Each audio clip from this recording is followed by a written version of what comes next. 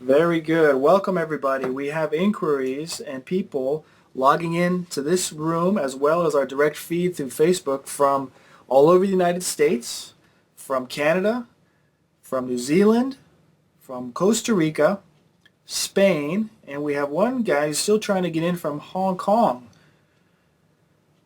I don't think that's too bad for our first webcast here, so welcome, everybody. We are about to get started. Today's topic is the thyroid. Could it be my thyroid?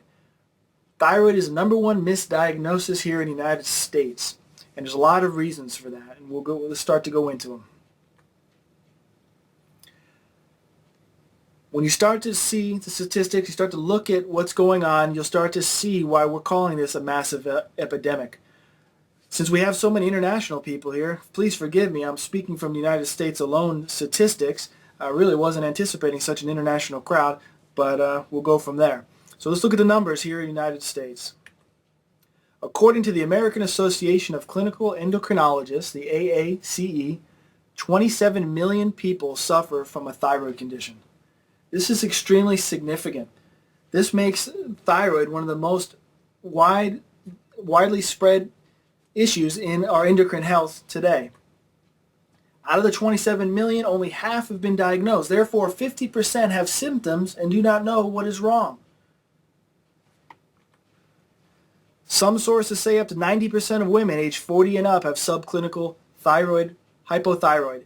This means it's symptomatic, but it's gone undiagnosed. The numbers range all across the board on this one. 27 million people is very, very high, especially when you consider that diabetes is only about 16 million. One of the leading thyroid doctors, Dr. Broda Barnes, MD, from the Broda Barnes Institute, says that 90% of Americans, men and women, are suffering from hypothyroidism. This is absolutely a tremendous number and a tremendous concept. According to the AACE, thyroid conditions are the number one endocrine disorder in the United States. Compare that to diabetes at 16 million. This is a really big concept that I think a lot of people need to really focus in on. If you listen to the debates and the discussions regarding healthcare here in the United States, around our system, around the payments and everything that's going on with the healthcare reform, the big scare is diabetes. Diabetes represents a tremendous outlay of money, one so big that a lot of people think it's going to break the American bank before anything else does. And we're talking about a 16 million population that's currently going through diabetes, and now we're looking at the subclinical element of thyroid problems, hypothyroidism, being in the 27 million range. We now have a new player on the field that will absolutely outshadow diabetes, and it's a very scary thought. And it makes it much more common than people think. Let's get down to some numbers. 80% of thyroid conditions are in women, and 80% of that percentage have hypothyroidism, and 80% of that are autoimmune. This is the rule of 80% here. Okay, let's break that down again. 80% of all thyroid conditions are in women. Of those women with thyroid conditions, 80% of them have hypothyroidism. There are many different kinds of hypothyroidism. 80% of that hypothyroid cases are autoimmune. It's pretty significant. What it basically means is the number one form of thyroid conditions, hypothyroidism, is actually an autoimmune issue. Collateral damage. Thyroid disease predisposes you to many other degenerative diseases.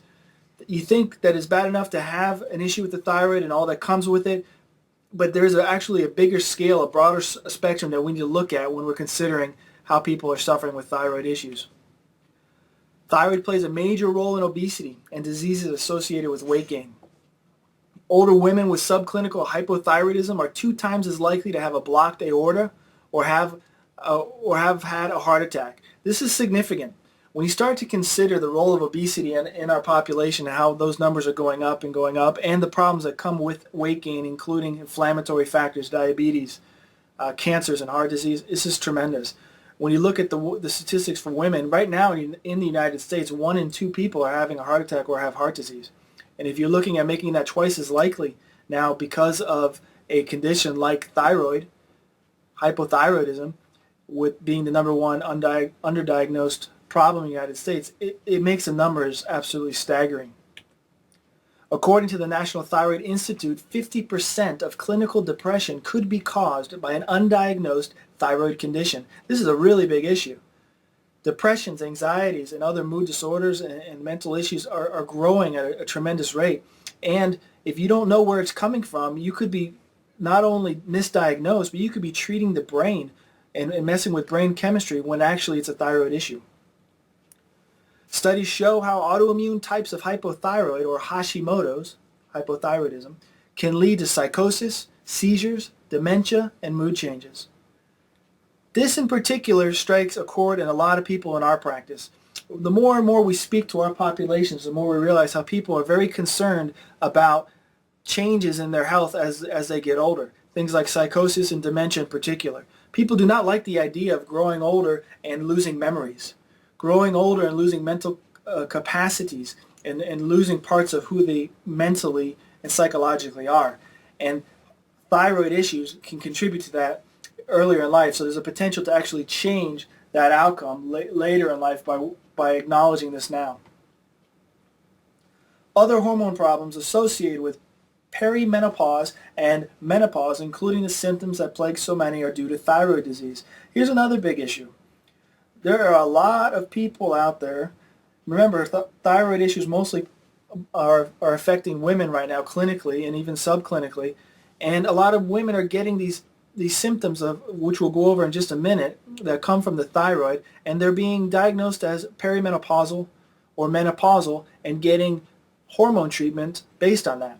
Hormone treatment for menopause is very different than that for thyroid. We're talking about estrogen replacement therapies and other therapies like this that are known to put our health even at a further risk with cancer and other things. This is a very big consideration. Let me expand on that further. Before we do, who are we? Who are you listening to? Why are we talking to you right now? This is myself and my wife here, Dr. Don and Dr. Dana Clum. We have been in practice about 13 years. We've practiced in 3 countries, 3 states, and been involved in, had our own or partnered with over 17 offices doing wellness programs with chiropractic, nutrition, massage, integrative medicine, physical therapy, and other modalities. We've had the opportunity to live outside of the United States for the last 10 years, basically. And in those 10 years, we practiced in different medical and health cultures and systems. We practiced in Central America, where we worked with the government-run medical outreach programs. We worked with the University of Costa Rica Medical School. We worked with the Central American Games and the Central American Olympic committees for optimal health. We were able to do a lot of different things and work in a lot of different capacities there. We then traveled on to Spain and to Europe, where we practiced for a couple years in yet a completely different medical system, health system, and health culture. These experiences were fantastic for us and our young children. We're very glad that we had them.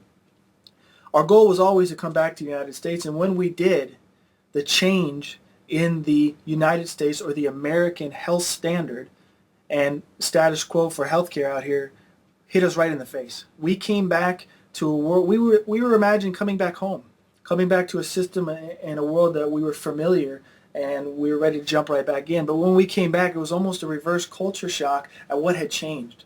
When you're out of the country living and doing your own thing somewhere else, you can become very detached from your home and your culture. And coming back, it was like we came back to a different time and a different era. 10 years is not that much time, but it sure felt like it when we saw how the health parameters and quality of life have changed here in the United States. It really hit us, and we had to make some big choices in how we're going to practice. We realized right then and there that we did not like what we were seeing.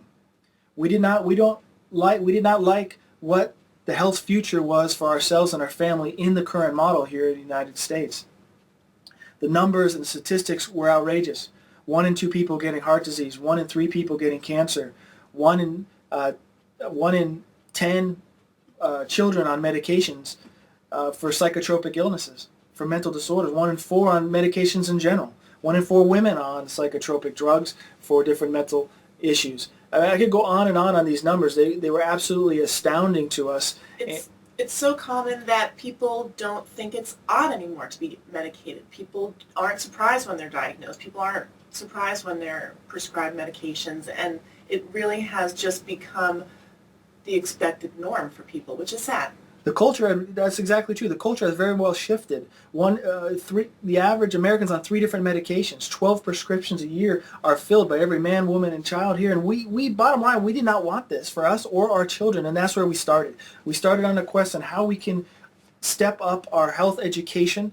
We call these programs health literacy. How can we get the education we need to be able to step outside of those statistics and disqualify ourselves from those statistics? And that's where we began, and that's where this education process started, and that's what we want to share with you today. What will we cover today? Let's take a look. How to recognize if someone may have a thyroid problem. The thyroid function, which we'll go into, is so vast, there are many problems that can be produced that people don't even consider as part of the thyroid. Why blood tests will come back normal even when there's a thyroid problem. You want to talk about confusing for the average person? Thinking there's a problem, suspecting your thyroid, going to get medical tests, and then have them come back normal and told it's not a problem, when actually it is. It can be frustrating and drive people crazy. What's the exact function of the thyroid? We'll go into all of that. What's the cause of thyroid dysfunction? What makes it go awry? Why has this become such a widespread problem here in the United States and around the world? 80% of people estimated to have such a problem with their thyroid. What can we do to prevent it and heal thyroid problems? That's probably the most important, what people are waiting for, and we'll get to that as well. So here's the question. Could it be my thyroid? How do I know? Well, let's look at some of the symptoms. I feel rotten. That general, unhealthy, low energy, not right feeling can definitely be linked to thyroid and other hormonal issues. I can't sleep. This is another epidemic we found when we came back to the States. 2/3 of America, over 200 million people, are suffering from insomnia at some point during the year. Can't sleep, can't fall asleep, can't stay asleep, don't get quality sleep when they are asleep. It's tremendous. I can't concentrate. Some people call it a brain fog. They can't bring things together. They can't follow through on tasks. They're not doing as well at work. This definitely can be related to the thyroid. I'm always cold. People think, oh, it's just me. I'm just that kind of person. I have a intolerance to cold, especially my fingers, my hands, my feet. But that definitely can be an issue with the thyroid. I can't lose weight. That's a big one. We work with a lot of weight loss issues here in our office, and that is called weight loss resistance, and it's a hormonal issue, and it can directly be linked back to the thyroid. I'm losing my hair. You ladies out there, you ever notice that the hair in your brush starts to get more and more and more, or the man, you start to see it more on your pillow or in your sink? A normal pattern and normal age for what you think you should be losing is speeding up, or maybe in the bottom of your bathtub and at the drain there's more hair accumulating. That definitely can be coming from the thyroid issue. My nails are brittle. They're brittle, they crack, they're dry, they're just not healthy and not good. A lot of people will just absolutely paint over and cosmetically cover it because their nails get so bad, thinking that it's just, or not even know what it's from, but it's really from the thyroid. My energy is low. The thyroid regulates all your body's energy, and when it's under attack, when there's stress, it changes the thyroid hormones and it diverts energy. Just like when you get the flu, and your body gets run down, you have to lay down, you sleep a lot, that's intentional. Your body shifts that energy from daily activity energy to healing energy, and it does it on purpose. That could be happening when the thyroid's not working right. My memory is going. How many people think that because they're getting older that these senior moments that they have are normal? Too many people. Senior moments aren't necessarily normal. Your brain is not running away from you. It's not deteriorating. It's not because you're getting older. A lot of times it comes down to hormones and not being able to close loops. How many times do people tell us, Dana, here in the practice, that they have the little things that they can't remember anymore? They'll pick up the phone to call someone, and halfway through they can't remember who they called. It's true. Or they'll be, how many hours a year do you think people spend looking for keys, wallets, and purses? This is a significant issue as far as memory goes. My taste is off. People don't realize that taste, hunger, thirst, dietary satiation from eating, being satisfied when you eat, the sensation of being full versus the physicalness of being full is hormonal. All of that can be thrown off. People will mix up the response of thirst versus hunger and satiety and need to stuff themselves to feel the physical food in their stomach versus feeling satisfied with what they eat. That's all hormonal, and it can have a link back to the thyroid. I keep getting sick. Thyroid has a direct link with your immune function. And as it gets stressed, it lowers the immune system as it diverts energy, and it makes you more susceptible to getting sick. My sex drive is low. Both men and women can experience this from the thyroid. This is, hormones at the most basic level. I have poor digestion, which means I have gas. Sometimes I can't poop, constipation. All of this has a direct link with our hormonal activity because as different energies get shifted around, when the thyroid is out of whack and other endocrine organs are out of whack, the priority in the body shifts and it can mess with digestion. I get angry so easily. This is a big one. People really don't understand this one. That when the thyroid is under attack, especially over a long period of time, you can get irritable. Your tolerance for different things can go down. Your temper can go up. And if you don't think this is happening to you, just ask your spouse. They know, don't they? They always know. And sometimes we can't pick it up, but they'll know when things are off because they can tell in your personality. So these are just some of the different symptoms and questions we get regarding thyroid. And so the question is, could these be from my thyroid? Well, the answer is yes, absolutely. Fantastic. It can be. Okay. How come nobody's ever told me this before? See that picture of frustration? Dana did a fantastic job seeking out that picture because that's exactly the emotion that comes forth when people are caught in the middle of this thyroid issue and they're not getting straight answers and they're not getting the tests or the diagnosis or the proper treatment, and it's just frustrating. It's absolutely frustrating. Personally, I go on to a lot of health and medical chat rooms and pages directed from some of my patients, and I go to thyroid rooms, adrenal rooms, fibromyalgia, chronic fatigue, depression, anxiety, and you can it's palpable how you can read from their words this very picture of emotion. They are frustrated. They are confused. They are tired. A lot of them are desperate, and they end up just talking about their issues, and they're reaching out, grasping at straws, saying, hey, have you ever had this? What did you do? Have you tried this? Oh, I tried this. My doctor gave me this. My homeopath gave me that, my this, my that. And they start to change things up and go after things and inevitably make themselves worse, and we'll explain why. I can't sleep. Here's a perfect example. This is what happened. Medical doctor, I can't sleep. All right. Let's look at that. Medical route, diagnosis, insomnia. You can't sleep, you can't fall asleep, you can't stay asleep, you're not getting good rest from your sleep. Treatment, Ambien, could be, some kind of prescription. Lunesta, Tylenol PM, ZzzQuil. Dana brought this to my attention just today as we added it into the slides. NyQuil's new sleep aid. It's not for colds, not for pain, just for sleep. Never heard of it. There's probably a million more, but you get the idea. You get your diagnosis and you get your treatment. Now, this is the medical route.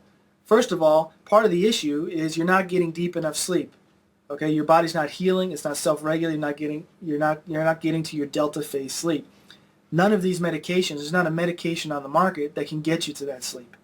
That's something people really need to understand. You cannot medicate yourself to delta phase recovery sleep. You can get yourself knocked out. You can close your eyes and open them 8 hours later, but you will not be rested. You will not get the healing benefit from that. So that's pretty much what happens in the medical route. Let's look at the natural route. Same thing, diagnosis, insomnia. Treatment in this model, valerian root, an herb, melatonin, a hormone, kava kava, another herb, sleepy time tea, or some kind of infusion.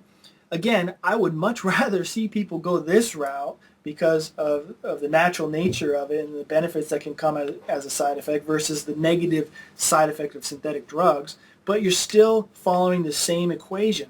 You're looking for a diagnosis and you're making a specific treatment. If you keep treating the insomnia from thyroid or another condition, you'll never get to the root cause of why it's there. Therefore, you might start to sleep a little better, might feel a little bit palliated, but the problem will continue and it'll get worse.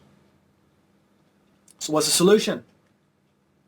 Simple, get rid of the cause, isn't it? Problem. Seems like no one knows what the cause is. So what is the cause? That depends on who you talk to. Now, no, we're talking about a medical doctor here right now. Your doctor will tell you it's just mostly genetic.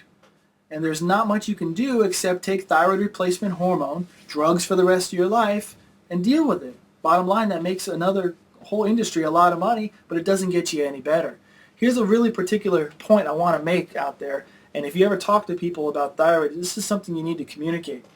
Thyroid medication is a thyroid replacement hormone. A lot of people, believe it or not, don't realize that. They take the Synthroid, they take the Armour Thyroid, they take these other different things, and these are replacement thyroids. T3, T4 is thyroid hormone 3, thyroid hormone 4, TSH is thyroid stimulating hormone. This is a form of hormone replacement. And if you've been paying attention, you might have seen over the last decades how hormone replacement therapy has really made some significant problems in people's health. When they used to do it for the estrogen, it's created a lot more osteoporosis, a lot more cancers, estrogen-based cancers, and it's really not a good idea. And if people keep doing it, it'll happen just as the same in this scenario. The sad part is most people still have symptoms that the doctor now says is not related to their thyroid. As we go through this, you'll start to see the vast nature and reach of this thyroid, this little tiny organ that does so much. And because it does so much, when these what appear to be completely separate symptoms pop up, they don't relate them together and they treat them separately, allowing the original problem to go, and so on. The truth is there is a cause, and when you remove that cause from the body can heal itself. That's the only way it works.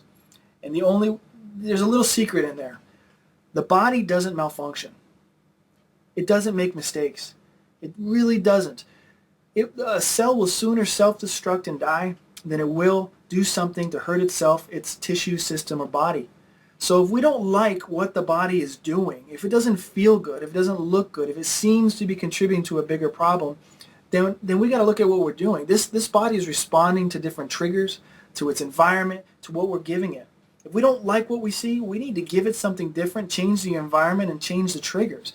And if you do that in the right way and give it what it needs, it will heal in almost every circumstance. And that's what our goal is. All right. Here's a big issue. Remember we mentioned before that people go to their doctor, they feel terrible, they got all these symptoms, they've Googled it, they think it's their thyroid, and their blood tests come back. The few blood tests that their doctor will do, the TSH, the T4, maybe the T3, come back normal, and yet they feel terrible. They say it's not your thyroid, it's something else. But in essence, it still could be your thyroid, and here's how it works. It's a cellular problem. All right. This is a picture of the cell. You can see the cell here. Every cell of the body is constructed very similar, in a similar fashion. There's a nucleus in the middle with the genetic code, the DNA strands in there, all your genetic information. Those green organelles in there, those are mitochondria. Those are what produce our cellular energy, our basic life energy. I'm not talking cappuccino, rev you up type of energy. I'm talking life energy to get moving, to feel good, to heal, and to live well. If you look to the upper left, you can see there's little shunts all over the cell that let bad waste materials out and let the good food and nutrients in. That's called cellular fluidity. Down in the bottom, you can see on the left, you can see the little example of inflammation going on. This is basically how a cell works and how it looks. When the body is getting under attack from free radicals, from inflammation, from oxidation, from toxins, from chemicals, from stress, from all these negative things that build up, it starts to inflame the membrane there. It's called with cytokines.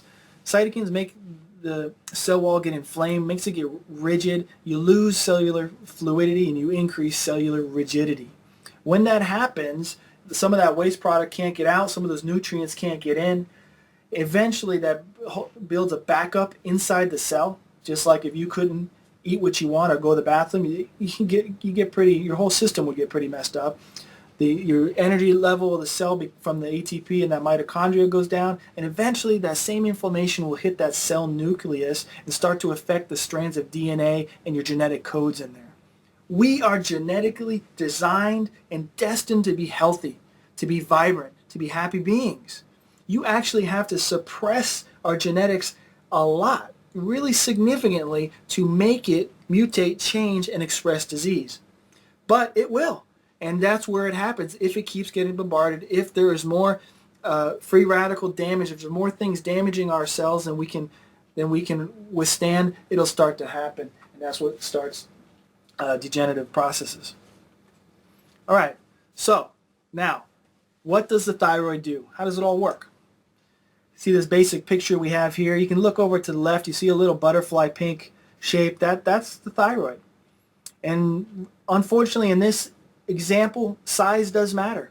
Women have a thyroid twice as big as men's and is much more sensitive. That's why I think why they get so much more symptoms and more issues with it. But you can see there the thyroid takes in different nutrients, iodine, tyrosine, even selenium and different minerals, and it makes the hormones it uses to regulate the body, T3, T4, and many others. You see a picture over to the right, you see a woman there, and inside her brain in the top it says there's the hypothalamus. That's like the central control center. It sends a hormone called thyroid releasing hormone to the pituitary gland right there. The pituitary gland passes the information with thyroid stimulating hormone, TSH, down to the thyroid, and then the thyroid makes the T3, T4, and the system continues. That's the real cycle of thyroid function. And with that cycle, the thyroid is actually the mediator to almost every body system we have, from digestion to the immune system to circulation. It has a direct link with the adrenals for revving up the heartbeat and slowing it down for the fight or flight response. It can control your skin temperature, your body temperature. It can affect how the sensitivity to your nerves, and whether you're in parasympathetic or sympathetic mode. It does a lot. It does a whole lot of things. All right, so let's take a look at this. Time, we've all seen this magazine, The Silent Killer. The surprising link between inflammation, heart attacks, cancers, Alzheimer's, and other diseases, and what you can do to fight it. Bottom line is silent inflammation is the building block. It's that process that goes on in that cell that we showed with the picture, that inflammation that builds up and affects the cell so negatively that creates the groundwork for all degenerative chronic diseases. We're talking depression, anxiety, diabetes, hormone issues, thyroid, liver, digestion, nervous system, cancer, heart disease, arthritis. The list can go on and on. When inflammation becomes chronic rather than transitory, the body turns on itself with after effects that seem to underline a wide variety of diseases. That's exactly what happens. That's what goes on. There's another picture of the thyroid. We're going to talk about autoimmune thyroiditis right now. Okay, inflammation in the thyroid. Thyroid's super sensitive. Very, very sensitive gland organ in there. Toxins, diet, and infection can cause inflammation directly to the thyroid, or by triggering a gene that sparks the immune system to attack itself and drive chronic inflammation. That came from Time magazine. Didn't really. They had their research. It's come from years and years of medical research that they're now finally trickling through and getting to the public. Once it gets to Time, it means it's been out there for a while. This is known as autoimmune disease, when the body attacks itself. In the case of hypothyroid, we call this disease Hashimoto's thyroiditis. The itis at the end of the word thyroid, as in thyroiditis, literally means inflammation, like tendinitis, arthritis. All the different itis that there are simply means inflammation. The inflammation process releases something known as cytokines, which attach to the hormone receptors of the cell membranes of both the thyroid gland and the distant cells. Very important. I'll come right back to that. The immune system sees this as a foreign protein and attacks the cells, driving inflammation further. Now let's look at that. The inflammation process, the cytokines, they mess with not only the thyroid, but they mess with every single cell in your body. That's cellular systemic inflammation, okay? And if those receptors to the hormones, like the thyroid hormones, aren't working well, it doesn't matter if the thyroid is healthy and is producing the perfect amount of hormone for your blood. If it doesn't get into your cell, you're going to have problems. So that's how you can go in and say, Doc, I'm not feeling good. What's going on is your hormones not getting in your cells, and so of course you don't feel good. All those symptoms can be going on, and you can get a blood test, a very overly simple one, in my opinion, TSH, T4, T3, and they go, look, it's normal. It's not your thyroid. Well, it's still a hypothyroidism. It's just not at the level of the gland or the blood. It is in your cells. And that is one of the biggest distinctions where we could possibly hope you can walk away from here. It doesn't have to be the gland. It doesn't have to be the hormone in your blood. It can very well be inflammation on a cellular level that's causing this. Cellular inflammation. 3 main problems. Number 1, can't get the nutrients into the cell that we need. All right, so when that oxidation is going on, that inflammation is going on, the cellular wall rigidity is going on, those nutrients, the food can't get in. Those antioxidants can't get in. Those methyl groups to keep your DNA and genetics in check and happy can't get in. It's very important. Number 2, can't get the toxins out. Basically, the cell can't poop.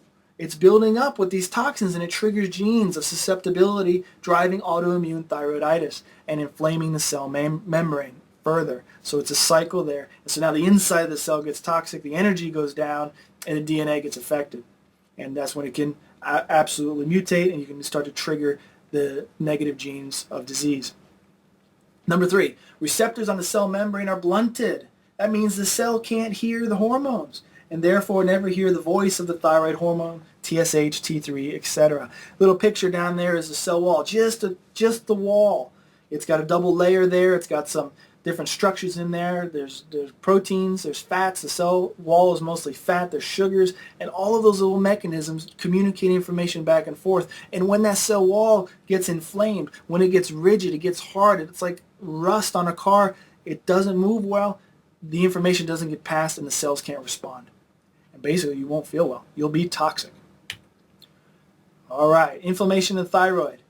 Toxins, diet, and infection can cause inflammation directly or by triggering the gene that sparks your immune system to attack itself and drive chronic inflammation. We went through this. All right, let's go. Okay, 3 ways that creates dysfunction. Remember, those toxins, infections, diets, hormone surges, they can trigger the genes. The autoimmune can react. Let me tell you a little bit of how that happens, if I might stop here for a second. The autoimmune, because it is the most prevalent form of thyroid issues, hypothyroidism, it deserves a little attention. Here's what happens. Most of the all autoimmune cases come from issues in the gut. The gut is what fuels and what contributes the building blocks for your immune system. That's your intestines, that's your digestion, that's everything in there. When that is off, the autoimmune system starts to react, and then it can go crazy anywhere it wants. One of the things that happens, and we've all heard of the big bad gluten, haven't we? Gluten is this protein in wheat that people have identified. The real ugly part of gluten is called gliadin. Gliadin is the actual protein that gets through the leaky gut or the holes or problem in the gut into the body and creates the autoimmune reaction. The gut has its issues when we have bad diet, we're stressed, there's hormones, other things, there's toxins, and it gets what's called leaky gut. It doesn't form tight bonds. The gliadin slips through just a little bit and gets into the bloodstream. Now we got food in the bloodstream. That's a bad thing, so the body attacks it like it should, and that's the autoimmune response. Here's the kicker. Gliadin is almost identical to the thyroid glands, receptors, and hormones. They're very, very similar, and the receptor is almost identical. So when that autoimmune flare-up happens at the gut level, it triggers the same thing to happen and attack your thyroid gland. So you're getting a double attack. So, one of the first things we have people do, and this is takeaway number 1, is if you think your thyroid is an issue, you think hypothyroidism is what's going on a cellular level, if you even have an inkling that that's going on, you need to stop eating grains. Not just gluten, grains, because there's other offensive proteins and sugars in there, and lectins and amylose and things like that that'll trigger this, because you won't know and you'll never have it calm down if you don't completely remove that. Usually we want you to work with a healthcare professional to do that, so that when you've cleaned out your diet, you can start to bring things back in to see what exactly is causing this, but that's a huge element of this. Then we go to cellular inflammation. All of these things, they disrupt the hypothalamus in the brain and the pituitary in the brain, and that can affect thyroid function. It decreases hormone receptor function on the cell, and so the message and the cells can't hear what the thyroid wants to tell it. And then it also decreases the conversion of inactive T4 to T3. T3 is what we really want, and that process takes place in the gut and in the liver and in other places. And if that's not happening, then you're going to have problems with the thyroid as well. All right. exposing a lie. Let's do some myth busting. Okay? Myth, your blood work is fine, therefore you are fine. Here's the truth. Before 1971, it was a standard practice to evaluate the patient's thyroid condition based on how they felt. Why? Because it's very, very hard to evaluate thyroid function by blood tests alone. Today, unfortunately, we are treating the labs or the blood and not the patient. By the time your blood work shows a positive test, you most likely have been having symptoms, subclinical or very clinical, for 10 to 20 years. Remember that 50% of the 27 million sufferers go undiagnosed, making this the most underdiagnosed condition on the planet. Other sources say it could be as high as 90% of women age 40 and up who suffer from subclinical hypothyroidism. Some say 90% of all America is being affected. That's outrageous. So could it be your thyroid? Yes. Got to think that almost first. So what have we covered so far? How to recognize if someone may have had a thyroid problem. Yep, covered. Why blood tests will come back normal even when there's a thyroid problem. I think we got that covered. What is the exact function of the thyroid? Exact and general. I think we went over that. And what causes this thyroid to dysfunction. Pretty good. All right. So what's left? What can we do to prevent and heal thyroid problem? Do not choose hormone replacement. This is our recommendation. Obviously, you got to do what you got to do to manage your life and your issues, and you work with your healthcare professionals on your team. Hopefully, you have a good team together. But we don't recommend it. The hormone replacement is causes a lot of different problems. Here's the myth: thyroid replacement hormones such as Synthroid, T4, Levoxyl, T4, and others are your only answer. It's not. It might be your only medical answer, but that's not the only answer at all. The truth is, 80% of the time, thyroid hormones do nothing to relieve your symptoms, let alone fix your condition. 80% of the time, 4 out of 5 times, the thyroid hormones can balance out your blood, but you're going to feel the same or get worse. Okay, but the doctors say everything's normal, and that's all they'll do. They'll usually give you a muscle relaxant, maybe antidepressant, and that's it. But you know that's not the issue. And there's still a problem at the cell level, and it's going to continue at the receptor point. So 80-90% of hypothyroid is autoimmune related, Hashimoto's again, and will not respond to synthetic thyroid hormones such as Synthroid and other drugs. Most doctors do not check for autoimmune disease for the thyroid because their treatment is the same. They only have a couple options, so they only do a few tests. There are dozens of tests for the thyroid. There's the TSH, T4, T3, reverse T3, TPO, thyroid antibodies, and then you can relate it to how it responds to cortisol and some of the adrenal issues, inflammation factors in the gut, and you can get a very, very good idea of what's going on and what kind of issue you have going on and try to heal it. Because if it's coming from your gut, you cannot fix the reactive response of a thyroid by treating the thyroid if the problem is in the gut, or if it's in the adrenals, or if it's in the nervous system. You got to identify these things, or if it's from your environment. You have some kind of exposure thing like fluoride, or some kind of mold or mercury that's tripping out your thyroid. As long as you have that, you're going to have problems. So there's a lot of things to take into consideration. What can I do? You're doing it. This is step 1. Build your awareness. You need to think about these things. You need to look at it in a bigger picture. You need to see how things come together and to kind of expand your thought process about it. Avoid offenders. Okay, if you think you have a thyroid issue, stop the gluten right there. Okay, we're going to go into some more recommendations here right soon, but that's a big one. If there are some chemical sensitivities, you avoid them. You got to stop the behavior. Change your environment. Here we go. The offenders. Causes of inflammation. 3 main causes of cellular inflammation. Number 1, toxins. What are toxins? Anything in food that they use to color, to create colors in candies and icings and sugary things and makeup and anything, colorings are toxins. Preservatives are toxins. Anything that's been sprayed with a chemical like a herbicide, fungicide, pesticide, it's a toxin. I think we're pretty clear. There's tons of them out there. Start to be aware of them and how they can affect your poor little thyroid in there. Bad fats. Most people kind of get how margarine and trans fats are really, really bad. So I'm not going to go too much into that. But what they don't realize is all vegetable oil is bad for you when it's not in a vegetable. Vegetable oil in a vegetable is very stable. It comes with its own anecdote, but when it's removed from the vegetable, corn oil, canola oil, safflower oil, all these other oils, they become unstable and rancid. That, what's that say? Menzola oil right there. That oil, Menzola oil right there in the bottle on the shelf is rancid. Never mind when you heat it up to cook or put it in your body at 98.6 degrees, it's going to create a factory of free radicals that are going to ping and nail your cell day in and day out for at least 51 days. It takes 102 days to get that out if you can.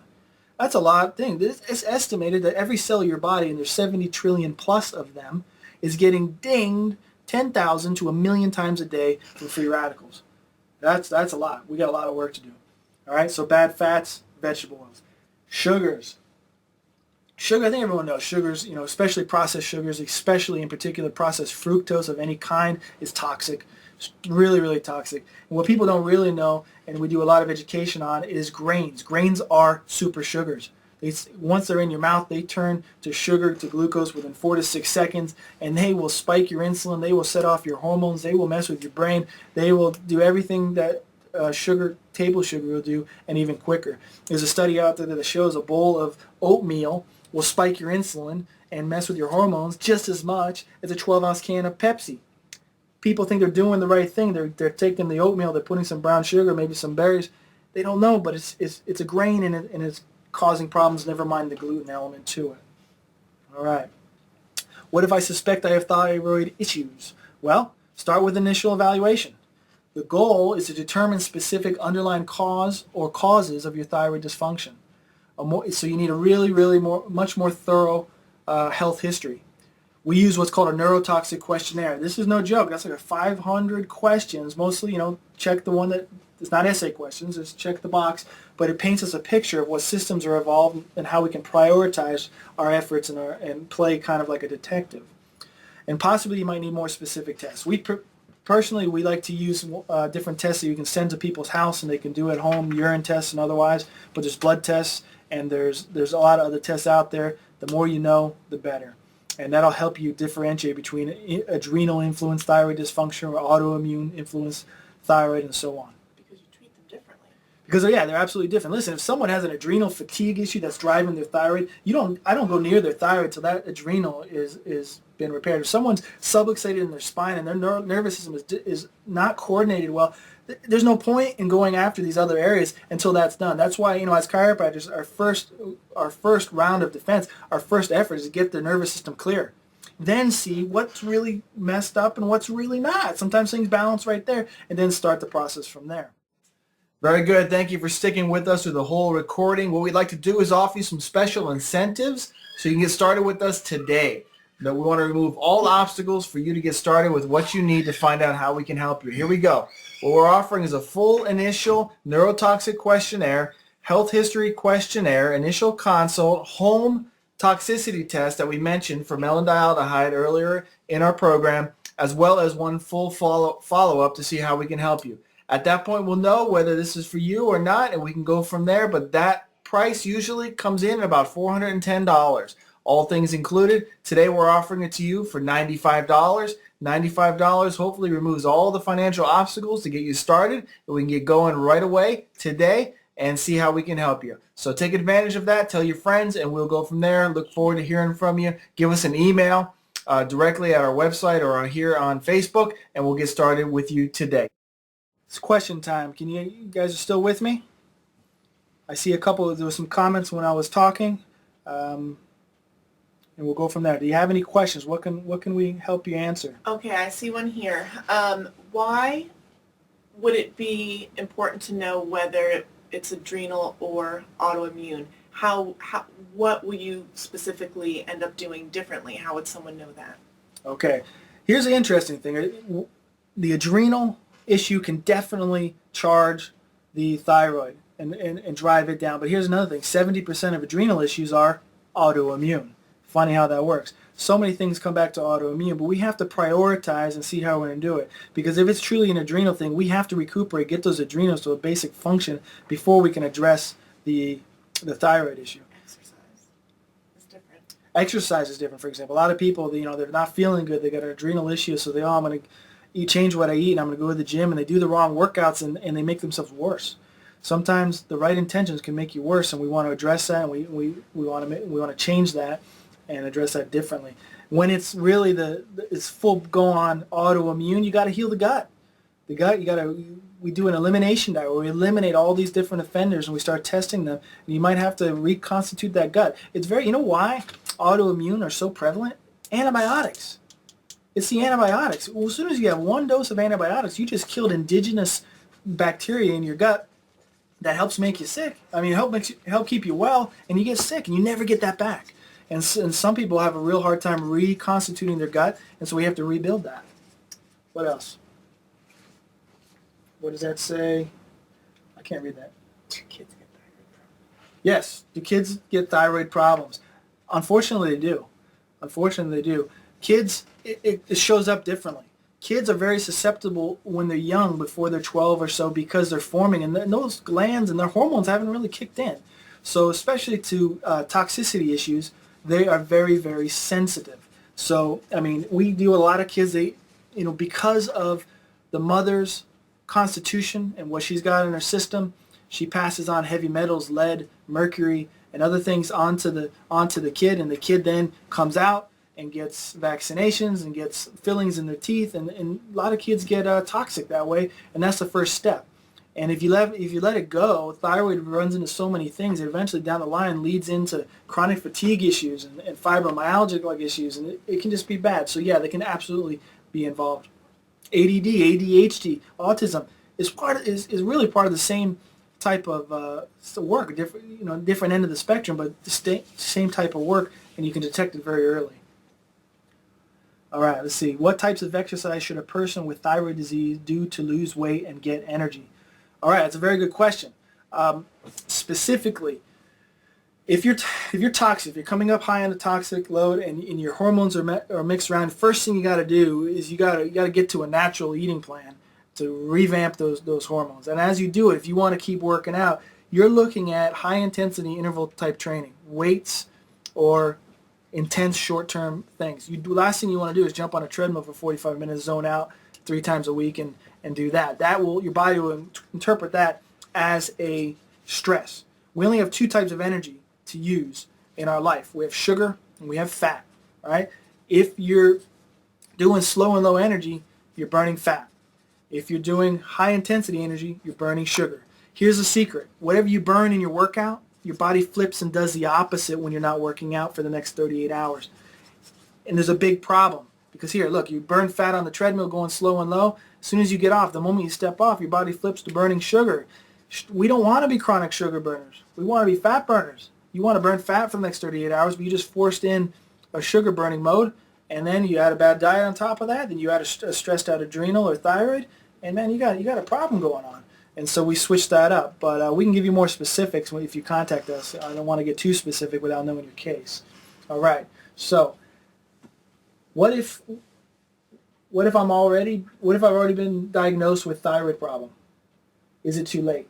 No, it's not too late. The body is extremely resilient. The body can heal and change and get over things like you wouldn't believe. What's too late? Even when we've had people here that have their thyroid removed, even then it's not too late, because the body will have mechanisms to balance and adapt to different things. It's going to be a challenge. That person might need some synthetic hormones. I mean, that might be a case. I don't know. It's pretty specific. I usually work with the medical doctor down the road when that stuff happens, just to make sure that we're covering everything. But no, it's never too late. We've seen people after 20 years of medication and problems turn around, and it's usually pretty quick. They'll start feeling better within 3 to 6 months. Within a year, they just know they're on the right track. In a couple years, they can bounce back out and pretty much get their life back. And what they've basically done by doing that is change their health future from that point on. And that's a very powerful thing to do. All right, another question here. What if I have no thyroid because of treatment? Yeah, this is radiation. If you don't have a thyroid, there's definitely different complications and things to be done, but you can still get better. Your brain makes those chemistries. There's more neurotransmitters, more hormones made in your gut than there are in specific organs. Your liver also could makes T3 and T4. You want to, especially if you have no thyroid, you want to make sure you are doing everything you can to make sure the rest of the systems and your default mechanisms are still working in there. What about gluten-free foods? Rice, pasta, cookies, breads. Well, I get that question a lot. I say no. No grains. If you know you got a thyroid thing going on, it's not worth it. Because here, you buy gluten-free foods, there's still lectins in there. There's still amylose in there. There's still other things in there. We're really not meant to eat grains. 81% of Americans are gluten intolerant genetically. And so it's not a far stretch to think that we're just not supposed to eat this stuff. And if you think thyroid's a part of it, you got to get off it. If you start to feel phenomenally better, which most people do, probably don't want to go back there. Once someone cleans up their diet and gets off all grains, and sometimes they'll say, look, I did a month of this, I'm doing great, I'm going to treat myself and go have a piece of pizza. And man, they suffer. They don't sleep that night, they get bloated, they get pain, and they come back and they go, oh man, it was bad. So once you've taken it out of the system and once you're off of it and things are healing, you're doing better, you're more flexible, you're more mobile, your spine's clear, you can start to reintroduce things and you can see how it goes. But we do it one thing at a time. This is for people who, it's full on going on. You just don't have the room to play around. Okay? Does that answer your questions so far? I'm approaching the end of my time. If you got any more out there, I have another question here about kids and about avoiding thyroid issues. The thyroid loves minerals and good, wholesome minerals. A mineral-rich body is a healthy body. Okay, remember the thyroid acts like the canary in the coal mine. It's very sensitive, so the better health you can aim towards your thyroid before there's a problem, the less chance you'll have a problem, and the stronger it'll be. So a lot of things, if there's no thyroid issue already, and you're trying to prevent it, good green veggies.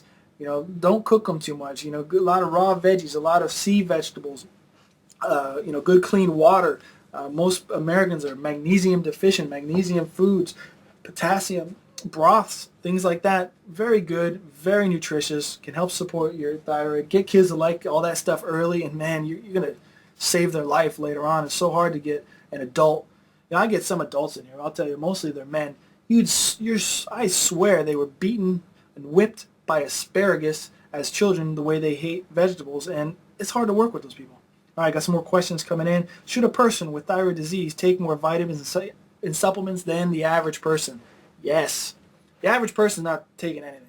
Or if they are, they're buying it at Walmart, Kmart, Costco, Kroger, bad stuff, okay? You don't get your vitamins at bulk and buy. If they're taped together, 3 for $1, don't get them. Supplements are amazing when they're done right. We also try to keep people away from mononutrients. You don't want to just get vitamin C, just get this isolated amino acid, just get this thing, because that's not how it happens in nature. That's not how your body processes it. You need to get synergistic, whole food based. When I'm working with someone who's sick or has a disease, we're working with herb based. It's even more potent. It's got to be the right combination. And yeah, they should absolutely take more things. A lot of people need to detox. They need to get stuff out. They need to make sure that their spine is clear. They need to make sure that their physical activity is up. They need to make sure they're de-stressing. This is significant because it only bioaccumulates as you get older if you don't address it. And it's not because you're getting older. It's because you're building up more time and more junk in there, and it's going to feel worse. So yeah, absolutely, and we can help you with that. And the first thing is go on the cleanest raw diet you can go on. The 500, someone's asking about the 500 questions. It only takes about 20 minutes. They're not essay questions. You fill them out. It's done by system. It just helps us create a profile for you. It enables us to be more specific with what we do. And mainly if tests are needed, to order the right tests. I don't like to go into too many tests. There's a lot of things you don't need tests for, but some things you want them for. And plus it'll help you gauge your results as you go. All right? Okay.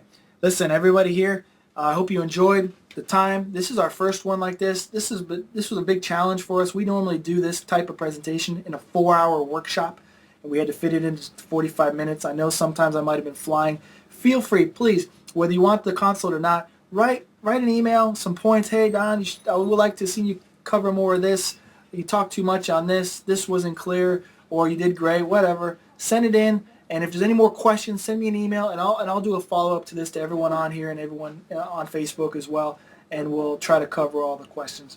So my time is up. It's now 2 o'clock, and so hope everyone enjoyed it. Look forward to your comments, and do the best you can. Live healthy and take care of that thyroid. Thank you.